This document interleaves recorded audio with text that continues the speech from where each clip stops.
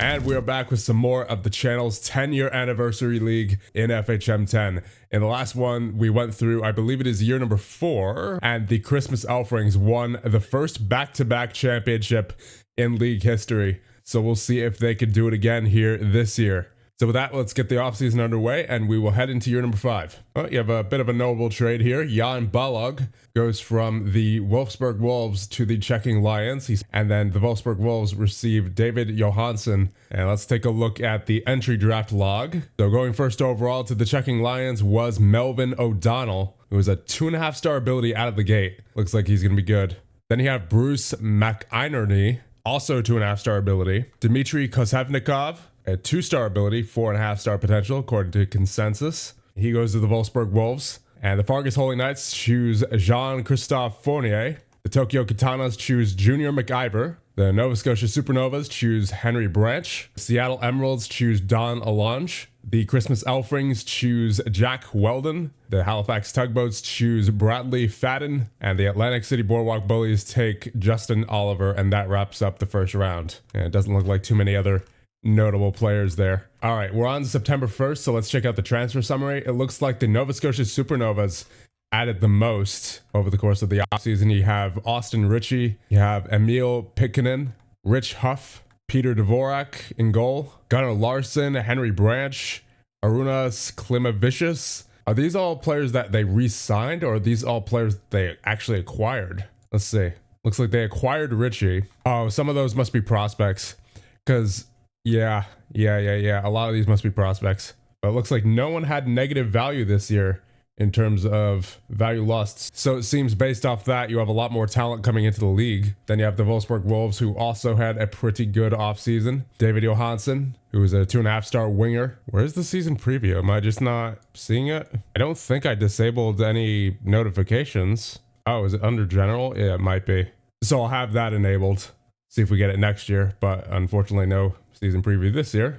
All right, so we are at the halfway point of the season now at this point on January 1st. Currently, the Wolfsburg Wolves lead the league with 82 points in 42 games played, followed up by the Halifax Tugboats, the Nova Scotia Supernovas, the Christmas Elf Rings, the Atlantic City Boardwalk Bullies, the Salt Lake City Lakers, the Seattle Emeralds, the Fargus Holy Knights, and then currently sitting outside the playoffs are the Tokyo Katanas and the Checking Lions. If I'm not mistaken, the Checking Lions missed last year as well. Yeah, they finished 10th, while the Tokyo Katanas finished 6th. Take a look at the team stats. Leading in goals for per game are the Wolfsburg Wolves with a 3.29, followed up by the Christmas Elf Rings and the Halifax Tugboats. And goals against per game, you have the Wolfsburg Wolves with a 2.21, so they're looking dangerous this year. Followed up by the Atlantic City Boardwalk Bullies and the Nova Scotia Supernovas. And the power play, the Nova Scotia Supernovas lead the way with a 24.3, and that is a 4% advantage over the Wolfsburg Wolves, who are currently in second with a 20%. And on the penalty kill, you have an 88.4% penalty kill for the Wolfsburg Wolves, followed up by the Fargus Holy Knights and the Christmas Elf Rings with an 87.9 and 85.6 respectively.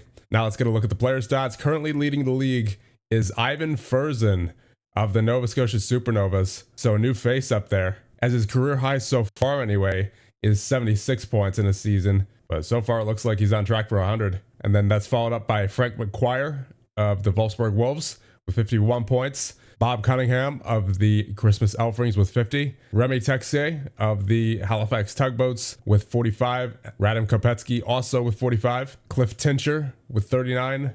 38 for Keaton, Herrera, and Lively.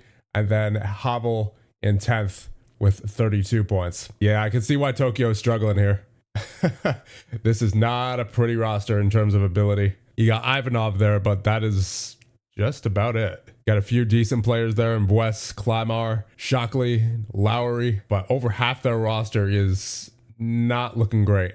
I mean, at least the Checking Lions have talent here. Banchikov, McNeil, Beers, Lon, Storm, Robertson. They got a pretty good lineup here, so I could see them potentially turning it around maybe next year. I don't think they'll make it this year. I mean, you never know. Maybe they will, with the point system being the way it is, with 3 points for a win. But then again, they've been in 10th for the past 3 seasons in a row, so I don't know. And the highest they've ever made it is to 7th. They've made the playoffs once so far. They have not been looking good. All right, so the regular season has come to a close, and finishing first are the Atlantic City Boardwalk Bullies with 141 points, followed up by the Salt Lake City Lakers, the Wolfsburg Wolves, the Halifax Tugboats, the Christmas Elf Rings, the Seattle Emeralds, the Nova Scotia Supernovas, and the Fargus Holy Knights, meaning the Tokyo Katanas and the Checking Lions finish outside the playoffs. And for the tournament bracket, you have the Fargus Holy Knights versus the Atlantic City Boardwalk Bullies, the Nova Scotia Supernovas versus the Salt Lake City Lakers, the Seattle Emeralds versus the Wolfsburg Wolves, and the Christmas Elf Rings versus the Halifax Tugboats. And the Fargus Holy Knights beat the Atlantic City Boardwalk Bullies in 7 in an upset, as Fargus finished in 8th, and they somehow beat the Atlantic City Boardwalk Bullies. The Nova Scotia Supernovas take down the Salt Lake City Lakers in 6.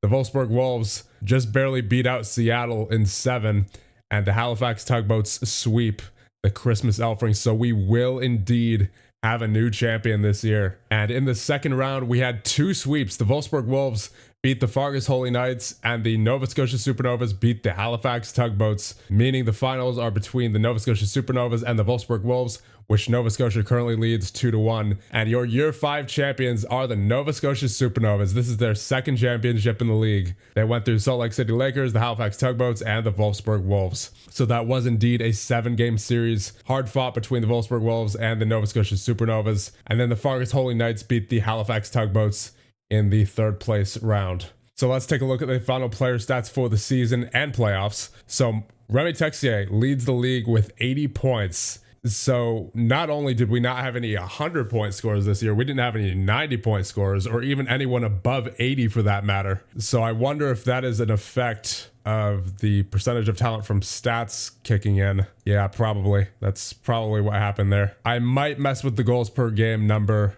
on July 1st. Because I'm hoping that'll give teams like Tokyo and the Checking Lions, or whoever's in last, to have a better chance at possibly developing their players more, you know? At least when it comes to offense. Now, of course, that won't be very good for goaltenders, but it's not like the goaltenders in this league are really too good anyway. It's mostly just McCormack, who is 3.5-star ability. Everybody else is 3-star below, it seems. So I'm wondering, is the defense in this league that good?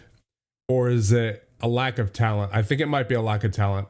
You have teams like the Checking Lions that still have 1.5-star ability players, 1-star player, and even a 0.5-star player. The Fargus Holy Knights have several 1-star players, 1.5-star players, and the same goes for just about every team here, besides like the Atlantic City Boardwalk Bullies, and that's about it actually. There's not many teams that don't have 1-star or even 0.5-star players. I think part of it might be the fact that there's no minor league in this league. So there's nowhere for, you know, the 1-star and 1.5-star players to really develop effectively. So I guess in hindsight, I probably should have added that. Oh, I can add a league.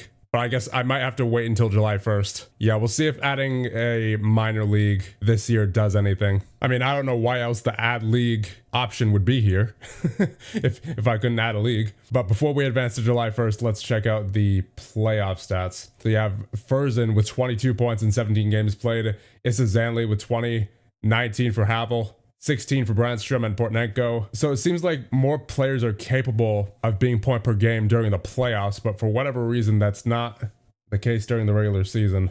Well, Cunningham was actually over a point per game. He had 77 and 65. So if he hadn't gotten injured, he probably would have had the best chance of getting 100. But there's not many others besides him that would have done that, I don't think. What about goalies with a minimum of 20 games played? You have Carroll with a 926, as well as Lawrence and Hayes. Average save percentage was somewhere around 916 or 915, 913, somewhere in between there. And it's time for the awards. For the most points, you have Remy Texier of Halifax. For the goal scorer award, you have Roger Beers of the Checking Lions with, how many do you have? 33. Yeah, that's not a lot of goal scoring going on in this league. Goals against award goes to Nate McCormack. The best defensive defenseman, Brian Turkildson of the Salt Lake City Lakers. And the best captain, Maxim Banchikov of the Checking Lions, despite the fact that they did not make the playoffs. And for the MVP between Valentin Ivanov, Bob Cunningham, and Cliff Tincher, it is Valentin Ivanov of Tokyo. 52 points in 82 games played.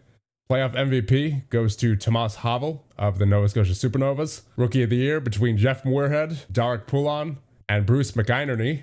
goes to Darek Poulin of the Wolfsburg Wolves. 12 shutouts in 68 games played. My goodness. Defenseman of the year between Dan Price, Brian Terkildson, and Paul Sutherland. It is Brian Terkildson of the Salt Lake City Lakers. Best Defensive Forward of the Year award between Maximilian Hager, Nathan Lyford, and Patrice Grayson is Nathan Lyford of the Atlantic City Boardwalk Bullies. Goalie of the Year between Darek Poulin, Mark Carroll, and Jeff Moorhead is Mark Carroll of the Nova Scotia Supernovas. 8 shutouts and a .926 save percentage in 59 games played. For the GM of the Year between Boris Joust, David Dorsey, and Rob Grant is Rob Grant of the Salt Lake City Lakers. And for the best coach between Sigmar Rek, Bobby Parker, and Mhalai Peliki, you have Sigmar Rek of the Wolfsburg Wolves. All right, we are on July 1st. Can we add a new league? Yes, we can. So I'm going to add a new minor league right now. All right, so we now have a minor league affiliate for every team. So hopefully that should help out teams like the Checking Lions, who've really been struggling over the past few years to get basically anything going. I guess I probably should have done that before, but better late than never. So that being said, we're going to end things off here. And in the next one, we will go through year number 6 with the WWSY Hockey League.